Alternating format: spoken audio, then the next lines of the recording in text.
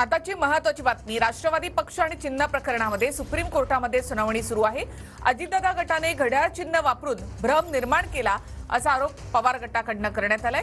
मतदारांमध्ये भ्रम निर्माण केल्याचा पवार गटाचा आरोप आहे आणि पुरावे म्हणून काही कागदपत्र दाखल करण्यास परवानगी द्या अशी मागणी याचिकेमधून पवार गटाने केली आहे।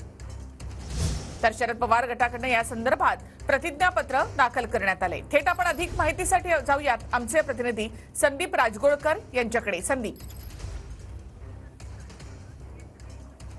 निखिला, निवडणूक आयोगाने जो निर्णय दिला होता त्याच्या विरोधात शरद पवार यांच्या वतीने ही याचिका जी दाखल करण्यात आली आहे त्यावर आज सुनावणी होणार आहे। कदाचित दुपारनंतर ही सुनावणी होऊ शकते, मात्र त्यापूर्वी शरद पवार यांच्या पक्षाकडून प्रतिज्ञापत्र दाखल करण्यात आलं आहे। त्यामध्ये लिहिलं आहे की भ्रम निर्माण करण्याचा प्रयत्न झाला, कारण नुकताच पार पडलेल्या विधानसभा निवडणुकीमध्ये घड्याळ चिन्ह वापरून अजित पवार यांनी निवडणूक लढवली आणि घड्याळ चिन्ह आणि शरद पवार हे एक समीकरण खरं तर महाराष्ट्रानं यापूर्वी पाहिलेलं आहे।